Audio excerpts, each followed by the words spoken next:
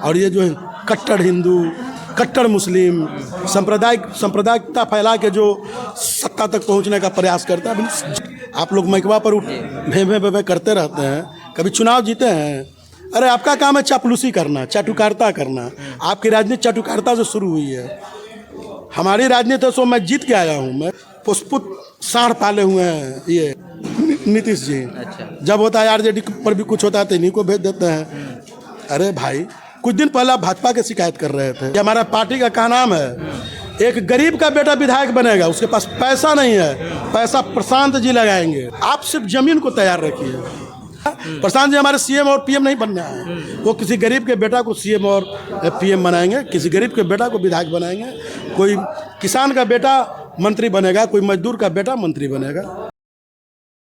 नमस्कार, मेरा नाम कुमार आनंद है और इस वक्त मेरी मौजूदगी जो है वो दशरथ मार्केट खपरेल चौक परसा बाज़ार में है। और यह जो क्षेत्र आता है वो फुलवारी विधानसभा क्षेत्र में आता है। तो कार्यक्रम हुआ था, उसका कार्यक्रम जो है वो पटना सदर अनुमंडलीय स्तर पर एक जन सुराज की पदाधिकारी बैठक हुई है। ऐसे में हमारे साथ जो है वो जन सुराज जिला अध्यक्ष जो है वो शंकर यादव जी हैं और इनसे हम बातचीत करने का प्रयास करेंगे कि आखिर यह जो बैठक हुई है इसका उद्देश्य क्या है। सबसे पहले तो सर चैनल पर स्वागत। बहुत बहुत धन्यवाद, आपको भी बहुत बहुत धन्यवाद है। जन सुराज की तरफ से एक बैठक हुई है सदर अनुमंडलीय स्तर पर। इस बैठक का सर उद्देश्य क्या है? उद्देश्य हम लोग प्रशांत जी के विचारों को घर घर तक पहुंचाने का हम लोगों का प्रयास है। जो हमारे प्रशांत जी विचार लेके चल रहे हैं पूरे बिहार में, और जितने भी हमारे संगठन के पदाधिकारी हैं और जितने भी हमारे सदस्य आज बने हैं, इन सबों के बीच में एक संदेश दे के भेजने का हम लोग काम कर रहे हैं कि बिहार में बेरोजगारी को हटाना है, शिक्षा को मजबूत करना है, स्वास्थ्य मजबूत करना है।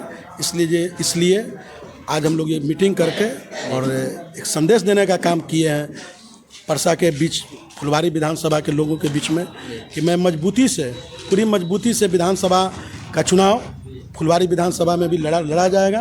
अभी तक जो मेरा बिहार पिछड़ा हुआ है, इसी पर आज हम लोग विस्तृत चर्चा कर रहे हैं और इसी बात पर हम लोग आगे भी बढ़ेंगे। क्या लगता है, जन सुराज पार्टी एक नई पार्टी है और ऐसे में जो बिहार की जनता है वो जन सुराज भरोसा जो है वो दिखा पाएगी? आपको बता दे रहा हूँ कि ये अभी साल भर भी नहीं हुआ, 3 महीना या 3.5 महीना का ये पार्टी है। ठीक है, बेला लड़ा, मखदुमपुर लड़ा, तरारी लड़ा। आप वहाँ के जाके वोट प्रतिशत निकाल लीजिए। अभी हमने एमएलसी का चुनाव लड़ा, वहाँ जीतने वाले भी हमारे, हारने वाले भी हमारे, और हमारे पास अभी 8 महीना समय है। मैं दावे के साथ कह रहा हूँ, जो भी प्रशांत जी का विचारधारा है और जितने तेज़ी से लोग हमारे दल के समर्थन में आ रहे हैं, हमारे प्रशांत जी का जो विचारधारा है जो उससे जुड़ रहे हैं, आने वाला चुनाव जो अक्टूबर नवंबर में होगा, मेरा पहला पार्टी प्रशांत किशोर हो जाएगा, जो नंबर 1 बिहार का होगा। ये जिस विधानसभा क्षेत्र में आप लोग अभी बैठक कर रहे हैं, ये जो है वो आरजेडी का गढ़ कह लीजिए कि माना जाता है कि आरजेडी का गढ़ है। क्या लगता है कि आप लोग, क्या यह प्रयास जो है वो आरजेडी के इस गढ़ को ध्वस्त कर पाएगा? आरजेडी का गढ़ जो है इससे पहले भी ध्वस्त हो चुका है फुलवारी में जी, ऐसा नहीं है कि नया है। और इस बार अगर कोई ध्वस्त करेगा तो जन सुराज करेगा, और आरजेडी को ही नहीं, बीजेपी और जदयू के जहाँ भी अपने आप को गढ़ मान के चल रहे हैं, हर जगह सबों का गढ़ ध्वस्त होगा और सिर्फ झंडा फहरेगा तो प्रशांत किशोर जी का फहरेगा। आरजेडी की तरफ से जो कि अभी विपक्ष में है, उनके तरफ से लगातार जो है वो आरोप लगा रहे हैं कि आप लोग की जो पार्टी है वो भारतीय जनता पार्टी की बी टीम है। इसको लेकर कि वो भारतीय जनता पार्टी के सहयोग से ही वो काम कर रहे हैं, इसको लेकर आपकी क्या राय है? तो राष्ट्रीय जनता दल किसका बी टीम है? आरोप लगा देना बहुत साधारण सी बात है। अब बी टीम मुंह से निकल रहा, बी टीम क्या बी टीम? ओवैसी को भी आपने बोला था बी टीम, आज हमें आप बोल रहे हैं बी टीम। ये बी टीम नहीं है, ये ए टीम प्लस ए टीम रहेगा। अच्छा जी, राजद के लोगों को संदेश दे दीजिएगा।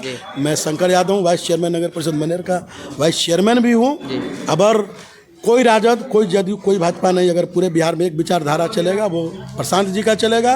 वो हम लोग रोजगार की बात कर रहे हैं, हम लोग शिक्षा की बात कर रहे हैं, हम लोग पलायन रोकने के लिए हैं। ये पार्टी जो हमारी है सो काम कर रही है, इसलिए बोल दीजिएगा लालू जी को अब आराम करें, घरे रहें। और नीतीश जी की भी बोल दीजिए कि काला चश्मा लगाइए और आराम से अपना घरे रहिए। इस बार प्रशांत मैं बिहार रहेगा। आमतौर पर देखा जाता है सर कि बिहार में जो चुनाव होता है उसमें जाति धर्म मजहब को लेकर चुनाव होता है, लेकिन क्या लगता है कि जन स्वराज के आने से ये जो जाति पाति का जो चुनाव होता रहा है वो मतलब ध्वस्त हो पाएगा? क्या लगता एकदम ध्वस्त हो जाएगा। महात्मा गांधी किसी जात को लेकर देश को आज़ाद नहीं कराए थे। है? कोई जातीय संबोधन उनका नहीं था। भगत सिंह का कोई जातीय संबोधन नहीं था। डॉक्टर राम मनोहर लोहिया, जयप्रकाश नारायण, कर्पूरी ठाकुर कोई जातीय ये नहीं थे। तो क्या ये लोग सिस्टम को नहीं बदले?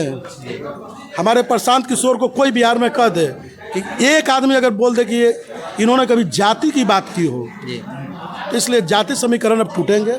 और ये जो है कट्टर हिंदू, कट्टर मुस्लिम, सांप्रदायिकता फैला के जो सत्ता तक पहुंचने का प्रयास करता है, जनता सारी बात सारे लोगों को जान चुकी है। कितने दिन एक प्रयोग कितना दिन कीजिएगा? एक ही डायलॉग कितना दिन बोलिएगा? इसलिए सारे डायलॉग इन लोगों का फेल है। अबर नीतीश जी भी गए, भाजपा भी गए और आरजेडी तो पहले ही से गए हुए हैं और अबर और चले जाएंगे। आपने गांधी जी की बात की। हाल ही फिलहाल में नीरज कुमार जो कि जेडीयू के प्रवक्ता हैं, उनका एक बयान सामने आया था कि गांधीवादी की बात करते हैं प्रशांत किशोर और जब वो अपनी पद यात्रा निकालते हैं उसमें करोड़ों रुपए खर्च करते हैं। इस तरह का बयान आया था। इसको किस तरह? नीरज कुमार जी कभी चुनाव जीते हैं? पूछे हैं उनसे? फोनवा आप लोग माइकवा पर भे करते रहते हैं, कभी चुनाव जीते हैं? अरे आपका काम है चापलूसी करना, चाटुकारिता करना। आपकी राजनीति चाटुकारिता से शुरू हुई है।